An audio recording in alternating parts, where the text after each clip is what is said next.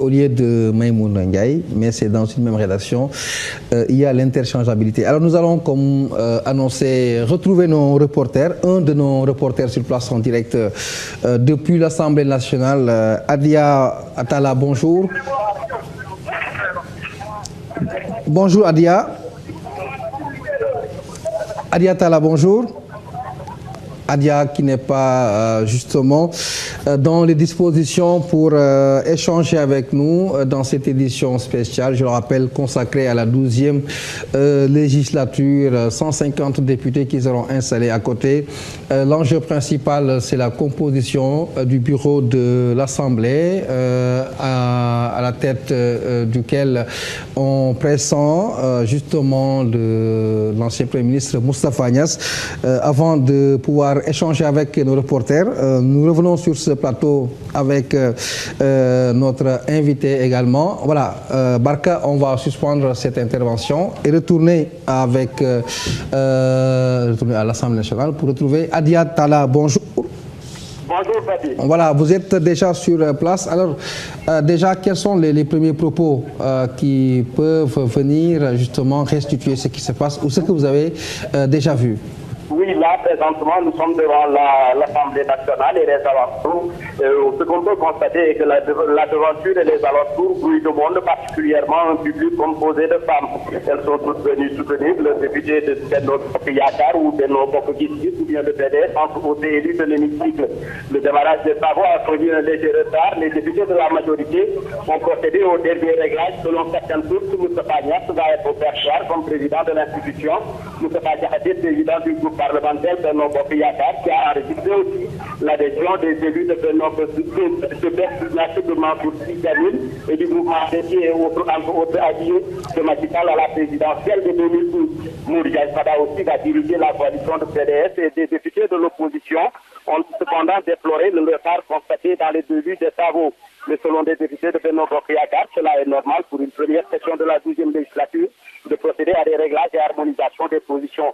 Présentement, Patrick, nous sommes là devant l'Assemblée nationale avec des confrères. L'accès nous est interdit pour le moment, mais nous avons espoir que d'un moment à l'autre, nous allons accéder à l'intérieur de l'hémicycle. Voilà, Adia, nous allons rester avec vous. Adia, nga tënkal ñu très rapidement. ci wolof li nga xamante ni. ci wolof rek mooy ci loolu fii ci buntu assemblée nationale. li nga xam ne nag assemblée ak li ko wër nit yaa ngi ci fees dell. li ñu ci gën a demmeeku nag mooy jigéen ñi ñoo fi gën a bëri ñëpp nag ñu ñëw ngir soutenir li nga xamante ni mooy député Benno Bokk Yakaar wala député yi bokk ci PDS wala député yi bokk ci Benno Bokk Gis-Gis bokk ñi nga xamante ni bokk nañu tamit ci ñu ngi élu ci assemblée nationale bi.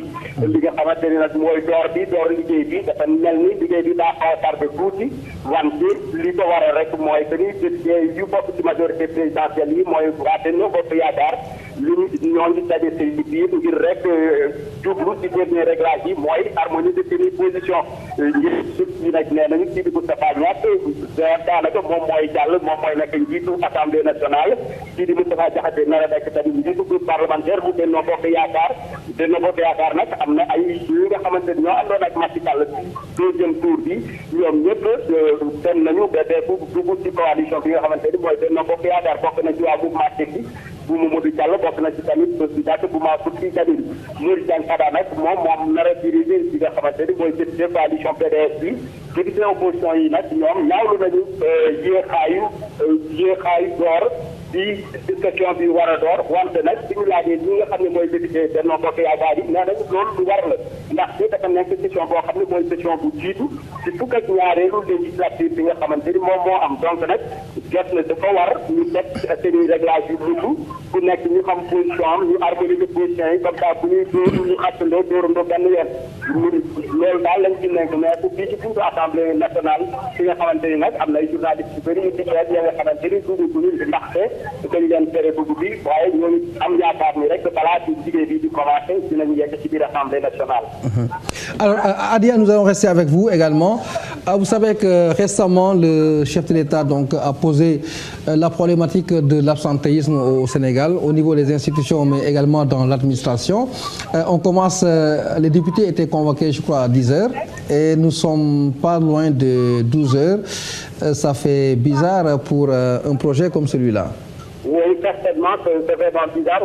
Pour un début quand même, il ne devait pas se passer, il ne devait pas y avoir quelques incompréhensions, ou bien il ne devait pas y avoir de retard, par exemple, dans le démarrage de ce travaux. Mais comme ils l'ont dit, comme c'est la première session, et on se rappelle bien qu'il y avait eu un malentendu, par exemple, quand M. Papicello a voulu se présenter comme président de l'Assemblée nationale, il y avait eu quelquefois, donc, comme par mesure de prudence, je pense que la coalition Benno Bokk Yakaar aussi, peut-être qu'il est dans ses droits de procéder à une harmonisation des positions avant d'aller à l'hémicycle pour ne pas avoir de surprise. voilà Adia ci wolof nga tënkal ñu laaj bi mooy dañoo génn fan yi ci ab conseil des ministres boo xamante ne njiitu réew mi génne na yëkkati na ay kàddu wax ne tardé yi nga xamante ne ñu ngi koy tardé daw liggéey yu bari yi rawatina ci administration ak it ci institution yi bu ci mel ni assemblée ndax moom mooy bokk na ci institution yu gën a mag ci réew mi muy nekk loo xamante ne dafa safaanoo ak li ñuy mébét. waaw man nag ci samay jàngat li ma fii mën a ne rek mooy que ni li nga xam ne tardé nañu bu ñu laajee député yi nga xam ne ñoo bokk ci Benno Bokk Yaakaar ñoom dañu ne dañu jéem a xool nu ñu harmoniser position yi harmoniser position yi nag ñoom nee nañu lu war la parce que boo seetee Moustapha Cissé Lo ne woon na fi moom mooy président moom moo bëgg a nekk président assemblée nationale su ne nag moom moo bëgg a nekk président assemblée nationale te Macky Sall moom proposé woon Moustapha Niasse pour mu nekk président assemblée nationale dañu bañ a am li nga xamante ni moo leen di jàpp dañu dem député bu assemblée nationale Moustapha Cissé Lo peut-être ñu présenté candidature am te mun na leen indil jafe-jafe donc ñoom dañu décidé yoon la ñu amal li nga xamante ni mooy benn ndaje bu ndaw rek pour mun ne ci nekk na nga xam li nga war a yóbbu li nga war a def ñu àttandoo dóorandoo benn yoon lépp ba ko jëri dem nañu rek dans la dispersion buñ mën ko am jafe-jafe te loolu dina nekk li nga xamante ni defal la dina nekk defal ci coalition bi dina nekk defal tamit ci président de la république ñu tànnoon di xaañaat ngir mu nekk président de l'Assemblée nationale donc xam naa ne rek loolu la war a retard bi waaye loolu di woon daa de bonne disposition ngir bañ a amati retard ci li nga xamante ni mooy jafe-jafe constitution yi Pape Diaw.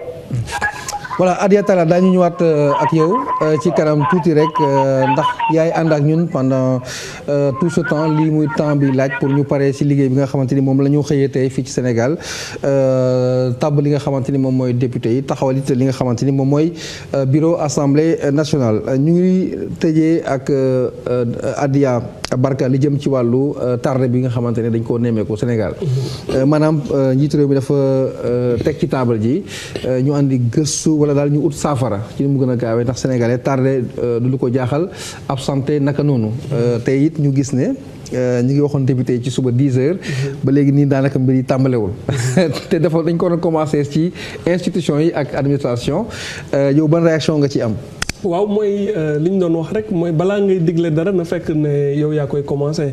donc comme ni ñu koy waxee ci wolof béy sa weewu tànk. motul sax ñetti fan lu ba njiitu réew mi Macky Sall daal di wax ab dogal ne dafa bëgg léegi désormais ci administration nit ñi sàmm heure. di liggéey ci heure di wàcc ci heure mais gis nañ ne tey ñu war a voter loi yeeg ñu war a taxawal askan wi ci penc ndaw mi. nee nañ seen programme woon nañ ne 10 heures la yëf yi waroon tàmbale mais comme ni nga ko waxee presque léegi soreetuñu midi daanaka te dara yembagul muy wane ne rek ne Sénégal chantier bu mag la donte nit ñi am nañ volonté xëñ na wala nguur gu yees gi ñëw na ne dafay indi ay changement ba fi ñu toll nii changement boobu ñu ngi koy xaar ci comportement yi te yaakaar naa les premiers citoyens du pays c'est ñoom ñooy ñu nekkal assemblée nationale yéexaay bi tractation coulisses yeeg yooyu donte loolu mënul ñàkk je pense que war nañu ci yeesal ak rupture daal di commencer mooy créer waat yoon créer ordre nga xam ne suñu waxee benn kàddu wala ne heure bi la ñu war a tàmbalee ñoom ñoo war a joxe le bon exemple. Alors vous avez dit la question de l'absentéisme reste justement une priorité apparemment en tout cas dans le contexte où nous sommes aujourd'hui eu égard aux propos du président qui renvoie justement chacun devant ses responsabilités notamment les institutions et l'administration. Vous avez constaté que c'est pas un bon début en termes d'appréciation. Si l'Assemblée devait être notée pour ce phénomène d'absentéiste, je crois qu'elle n'aurait pas eu une bonne moyenne. Absolument. Alors c'est quoi votre avis sur cette réorientation? Ce que je peux dire, c'est que les nouvelles autorités, dès leur prise du pouvoir, ont voulu imprimer une nouvelle démarche quant au mode de gestion du pays. Récemment, il y a, je pense, 2 ou 3 jours, à l'issue du dernier Conseil des ministres qui s'est tenu à Diourbel, le président de la République avait un peu tapé du poing sur la table pour exiger qu'on cède de l'administration sénégalaise, que les gens changent de mentalité, changent de rapport avec l'heure en étant beaucoup plus ponctuel. Mais de manière assez ironique, on peut voir aujourd'hui qu'il a peut-être exigé ça de son administration, mais ceux qui sont censés représenter les peuples à l'Assemblée nationale, c'est-à-dire les députés de cette 12e législature, ont été convoqués à 10 heures, mais les choses tardent à se mettre en place. Donc ce qui fait qu'il y a encore beaucoup de travail à faire, à commencer par les nouvelles autorités. Et je veux dire même que le désordre et le retard à l'allumage n'ont pas commencé papis avec l'installation de cette 12e législature aujourd'hui. Le problème de discipline, on l'a d'abord noté au sein du camp présidentiel avec les foucades du député Moustapha Cissé Lo, qui était en rébellion ouverte contre le chef de l'État. Et il a fallu que le président manifeste son autorité depuis Addis Abeba en le limogeant de son poste de ministre conseiller. Après, il s'en est suivi un feuilleton de réconciliation entre le président... Nous allons revenir plus tard sur ce feuilleton. Nous avons prévu quelque chose sur cela. Nous bientôt. Tout ça pour vous dire que ce n'est pas demain la veille que la discipline s'instaurera. Et je pense que c'est un des challenges très important pour le chef de l'État, qui doit habiter la fonction, qui doit faire montre d'autorité s'il veut gouverner et s'il veut montrer que c'est le président élu et qu'il y a un seul chef à bord et qui doit continuer à manifester son autorité. Impérativement, la discipline donc pour faire avancer les choses. Nous allons retourner à l'Assemblée. C'est pour également voir un peu l'état de l'ambiance autour de l'hémicycle ou dans l'hémicycle éventuellement. Nous sommes en direct avec un de nos reporters. Dissa Prera, bonjour. Qu'est-ce qu'on peut retenir à l'instant? Bonjour Patrice Diaw. Ce qu'on peut retenir ce matin autour de l'Assemblée nationale, c'est que les alentours de l'Assemblée a été prise d'assaut par des militants, des sympathisants ou de simples curieux qui sont venus en nombre ce matin. Certains pour regarder les nouveaux députés, certains brandissent des pancartes où c'est écrit Sénégal propre, il faut régler définitivement le problème des ordures. D'autres encouragent leurs députés. L'endroit est assez calme ce matin. Certains sont scotchés sur les grilles de l'hémicycle, guettant leur homme. Certains veulent aussi savoir quelles sont les nouvelles têtes de l'Assemblée nationale. D'autres assises à même le sol discutent calmement en papier. Il faut noter que parmi tous ces badauds ou bien tous ces sympathisants et militants, il y a énormément de femmes. Il y a beaucoup plus de femmes que d'hommes ce matin. Il y a quelques griots aussi au parleur à la main qui donnent un peu d'ambiance autour avec des chants et des danses. Bon, c'est pas très grandiose, mais quand même de temps en temps on entend des chants et des danses à l'honneur d'un député par-ci, d'un autre député par-là. Beaucoup de va-et-vient aussi également autour de l'Assemblée nationale.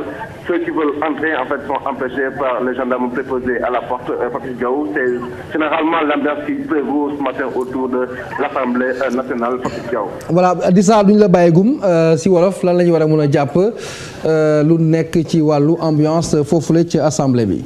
waaw kay jërëjëf Patrice Diaw li ñu mën a jàppati tey si suba si ci assemblée nationale wala ci booru assemblée nationale mën nañ jàpp ne nit ñi xaw nañoo takku ñi fi ñëw tey si suba xool ñenn ñi ay militants lañu ñenn ñi ay sympathisants lañu ñenn ñi moom xam naa ay curieux lañu xool député yu bees yi moo leen tax a jóg ñenn ñi taxaw ci team grille assemblée nationale bi di xool di yëddu di yërlu ndax am na ay député yu bees la ñuy nirul seen bopp yi xam nga ñenn ñi nga xam ne dañu taxaw en fait buntu assemblée day bëgg dugg si biir assemblée yi mais gendarme yi nag vraiment tey dañoo dëgëral mbir yi même journalistes yi sax yenn journalistes yi pour ñu dugg ci biir assemblée bi ay problème yu métti la ñu ngi ciy taxaw ci bunt bi mënu ko ñoo dugg yenn saa yi nag ñu gis yenn saa yi ay géwél yu yor seen ay microphone seen ay haut-parleur di wayal benn député wala beneen député naan suñu waaj yi moo lii suñu waaj yi moo lale beaucoup am na nag ay va-et-vient yu bëri Patrice Diaw am na nit ñi ngi dem ak dikk vraiment mais nag autour de l'Assemblée nationale mënuñu wax ne am na embouteillage oto yaa ngi daw lépp daal mu ngi paraître normal quoi que nag ci muru assemblée nationale yi vraiment bëri na ay nit yu fi ñëw tey du xool lu xew ci assemblée nationale. Voilà, dis ça, ne vous éloignez pas trop. À toutes fins utiles, on peut revenir sur vous et surtout si vous avez des réactions en direct, donc elles seront les bienvenues.